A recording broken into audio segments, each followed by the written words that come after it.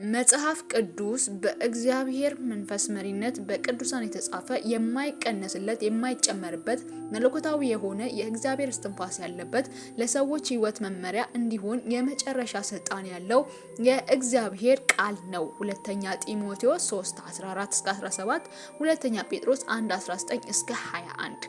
መጽሐፍ ቅዱስ እርስ በርሳቸው የማይጋጩ አንድ ወጥ ታሪክ ያላቸው የ66 ቅዱሳት መጽሐፎች ስብስብ ነው። እነዚህንም ቅዱሳት መጽሐፍት ከ40 በላይ የሚሆኑ ጸሐፊዎች በመንፈስ ቅዱስ በመመራት የጻፉ ሲሆን እነርሱም 66ቱን መጽሐፍት ለመጻፍ 1500 ዓመታት ፈጅቶባቸዋል። እነዚህን መጽሐፍ ጸሐፊዎቹ የእግዚአብሔርን ድምጽ እየሰሙ የጻፉት በተለያየ ዘመን ቢሆንም የእግዚአብሔር ሐሳብ ሳይጋጭና ሳይለወጥ በግልጽ ተቀምጧል። የመጽሐፍ ቅዱስ ጸሐፊዎች ነገስታት፣ ካህናት፣ ገበሬዎች፣ ነቢያት፣ ምሁራን፣ አሳ አጥማጆች፣ ግብር ሰብሳቢዎች፣ ሐኪሞችና ወዘተ ሲሆኑ ሌሎችም ይገኙበታል። የመጀመሪያው መጽሐፍ ኦሪት ዘፍጥረት ከክርስቶስ ልደት በፊት በ1400 ዓመት ገደማ የተጻፈ ሲሆን የመጨረሻው መጽሐፍ የዮሐንስ ራእይ ደግሞ በ100 ዓመተ ምህረት ገደማ ተጽፏል። እነዚህ ቅዱሳት መጻሕፍት የተጻፉት ከተክሎችና ከእንስሳት ቆዳ በተሰሩ ጥቅልል ብራናዎች ላይ ሲሆን እስከ 15ኛው ምዕተ ዓመት ድረስ በጸሐፊዎች በእጅ ጽሑፍ እየተገለበጡ ሲተላለፉ ቆይተዋል። በ15ኛው ክፍለ ዘመንም በጀርመን አገር ለዚህ ስራ ተብሎ የጽሕፈት ማተሚያ መሳሪያ ከተፈለሰፈበት ጊዜ ጀምሮ መጽሐፍ ቅዱስ ታትሞ መውጣት ጀመረ። ብሉይ ኪዳን ለመጀመሪያ ጊዜ በጽሑፍ የተጻፈው በአብዛኛው በዕብራይስጥ ቋንቋ ሲሆን ጥቂት ክፍሉ ደግሞ በአረማይክ ቋንቋ ነው። አዲስ ኪዳን ደግሞ በግሪክ ቋንቋ ተጽፏል። በአሁኑ ጊዜ በዓለም ላይ መጽሐፍ ቅዱስ በ2000 ያክል አበይት ቋንቋዎች ተተርጉሞ የተሰራጨ ሲሆን በኢትዮጵያም ውስጥ ሙሉ መጽሐፍ ቅዱስ በብዙ በሚሆኑ ቋንቋዎች ተተርጉሟል። የመጽሐፍ ቅዱስ ምዕራፎችንና ቁጥሮችን በመለየት ያዘጋጀው እንግሊዛዊው ጳጳስ ስቲፈን ላንግተን በ13ኛው ምዕተ ዓመት ነበር። የመጽሐፍ ቅዱስ ክፍሎች አከፋፈል እንደሚታወቀው 66ቱ ቅዱሳት መጽሐፍት በሁለት ኪዳኖች ይከፈላሉ። እነሱም ብሉይ ኪዳንና አዲስ ኪዳን ናቸው። ብሉይ ኪዳን የብሉይ ኪዳን መጽሐፍት በእግዚአብሔርና በእስራኤል መካከል የተገባውን ኪዳን ያመለክታሉ። ጠቅላላ የብሉይ ኪዳን መጽሐፍት 39 ሲሆኑ እነዚህም መጽሐፍት በአራት አበይት ክፍሎች ይከፈላሉ። እነሱም የሕግ ወይም የኦሪት መጽሐፍት ወይም ፔንታቱክ መጽሐፍት 5 ናቸው። የታሪክ መጽሐፍት 12 ናቸው። የግጥም መጽሐፍት 5 ናቸው። የትንቢት መጽሐፍት 17 ናቸው። አዲስ ኪዳን የአዲስ ኪዳን መጽሐፍት በእግዚአብሔርና በቤተ ክርስቲያን መካከል የተገባውን ኪዳን ያመለክታሉ። ጠቅላላ የአዲስ ኪዳን መጽሐፍት 27 ሲሆኑ እነዚህም መጽሐፍት በአራት አበይት ክፍሎች ይከፈላሉ። እነሱም ወንጌላት መጽሐፍት 4 ናቸው። የታሪክ መጽሐፍ 1 ነው። የመልእክት መጽሐፍት 21 ናቸው። የትንቢት መጽሐፍ 1 መጽሐፍ ነው።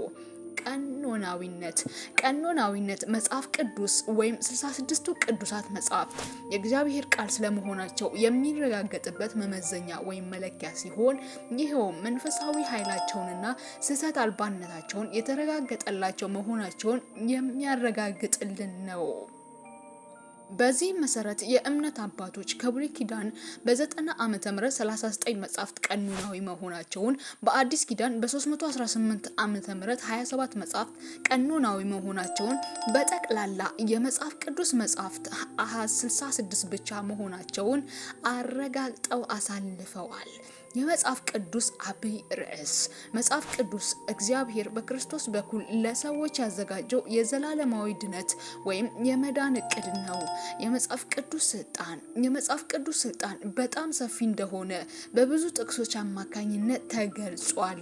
ዘዳግም 4:10 እንዲሁም 12:32 ምሳሌ 30 ቁጥር 5-6 ማቴዎስ 5:18-19 ገላትያ 3:15 ዕብራውያን 4:12 ራእይ 22:18-19 ስህተት አልባነቱ፣ በራሱ ኃይል መኖሩ፣ የህይወትና የእምነት መመሪያ መሆኑ፣ የእግዚአብሔር እስትንፋስ ያለበት የእግዚአብሔር ቃል መሆኑ፣ የማይቀነስለትና የማይጨመርበት፣ የማይለወጥ፣ የማይሻር፣ የማይደክም፣ የማይሻሻልና የማይታረም፣ ፍጹምና እርስ በርሱ የማይጣረስ መሆኑ፣ መንፈስ ቅዱስ ስጦታዎች አማካኝነት ለማነጽ የሚተላለፉ ቃሎች ወይም መልእክቶች ሁሉ የሚፈተኑበት መመዘኛ መሆኑ መጽሐፍ ቅዱስን የሚስተካከሉና የሚተኩ መገለጦች የሉም። ስለዚህ ስብከት፣ ማስተማርና ሌሎች የቃሉ አገልግሎቶች ሁሉ የተጻፈውን ቃል በመንፈስ ቅዱስ አጋዥነት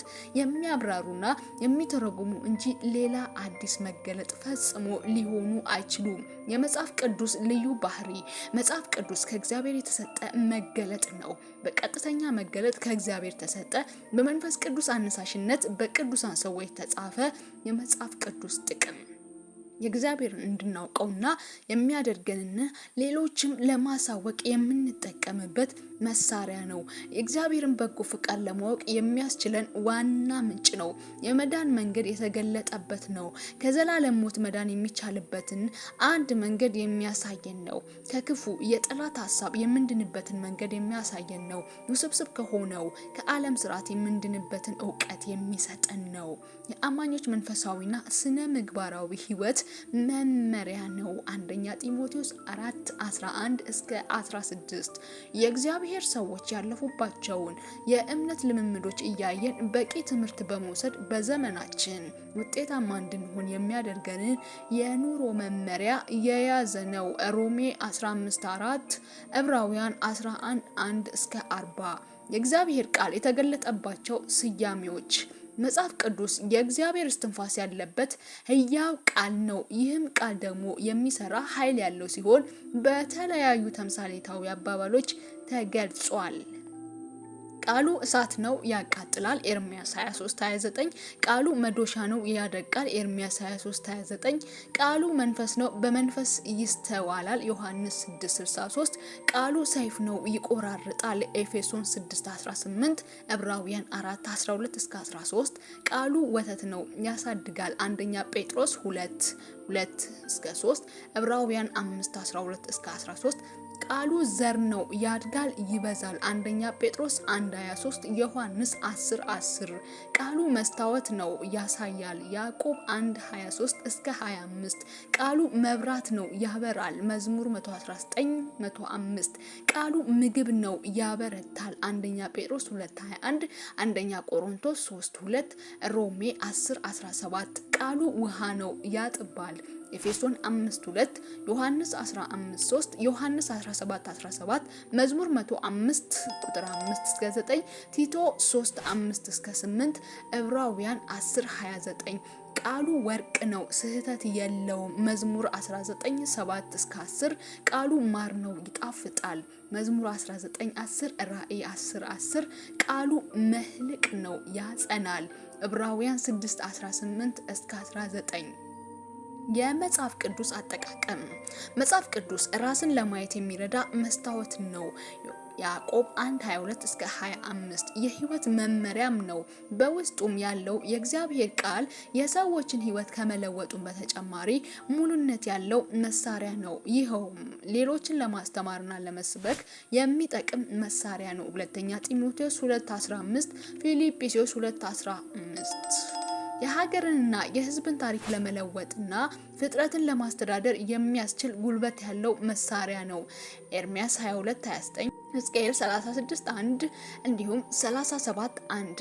የጠላትን ወይም የዲያብሎስን ስራ ለመቋቋምና ለማፍረስ የሚያስችል ኃይል ያለው መሳሪያ ነው ማቴዎስ 4:1 እስከ 10 ስለዚህም እያንዳንዱ አማኝ የራሱ ንብረት አድርጎ በአክብሮት በመያዝና ቃሉን በመታዘዝ መፈጸም ወይም ቃሉን ማድረግ አለበት ዘዳግም 17:8 እስከ 20 መጽሐፍ ቅዱስ በራስ ፍላጎት የሚተረጎም ሳይሆን በመንፈስ ቅዱስ ማብራራትና መገለጥ የሚፈታ ህይወት ያለው ቃል ነው ሁለተኛ ጴጥሮስ 1:20 አንደኛ ቆሮንቶስ 2:10 መጽሐፍ ቅዱስ ተነቦ የሚቀመጥ ብቻ ሳይሆን በህይወት ልምምድ በዕለት የሚተረጎም ህያውነት ያለው ቃል ነው ሉቃስ 6:46 በመጽሐፍ ቅዱስ ውስጥ ያሉ መጽሐፍት የተያያዙና አንዱ ከሌላው ጋር የማይጋጭ ሐሳብ ያላቸው ስለሆነ እያንዳንዱን አባባሎች ወጥ ከሆነው ከመጽሐፍ ሐሳብ ጋር ማመሳከር ያስፈልጋል።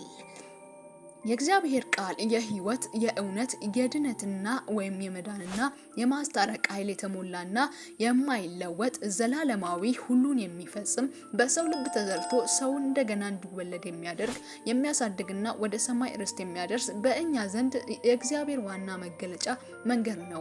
ስለዚህ የእግዚአብሔርን ቃል የያዘውን መጽሐፍ ቅዱስ ስንጠቀም በሙሉ ትኩረትና እምነት ጭምር መሆን አለበት። እግዚአብሔር የቃሉን ምስጢርና ጉልበት በጌታ ኢየሱስም ይግለጥልን። አሜን።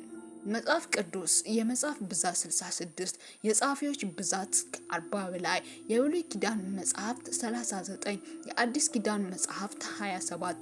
መጽሐፍ ቅዱስ ተጽፎ ሊጠናቀቅ የፈጀበት ጊዜ 1500 ዓመታት። የብሉይ ኪዳን መጽሐፍት ምዕራፍ ብዛት 929፣ የአዲስ ኪዳን መጽሐፍት ምዕራፍ ብዛት 260፣ የብሉይ ኪዳን መጽሐፍት ቁጥር ብዛት 23214፣ የአዲስ ኪዳን መጽሐፍት ቁጥር ብዛት 7959፣ የአጠቃላይ የመጽሐፍ ቅዱስ ምዕራፍ ብዛት 1189፣ የአጠቃላይ መጽሐፍ ቅዱስ ቁጥር ብዛት 31173። ይህ መጽሐፍ ሁሉ ስለ አዳኙ ስለ ኢየሱስ ያወራል። ውድ የሶላቲዩብ ቤተሰቦች የዛሬ የነበረን ቆይታ ይህን ይመስላል። በድጋሜ በሌላ መንፈሳዊና ትምህርታዊ ቪዲዮቻችን እስከምንገናኝ ሰናይ ቀን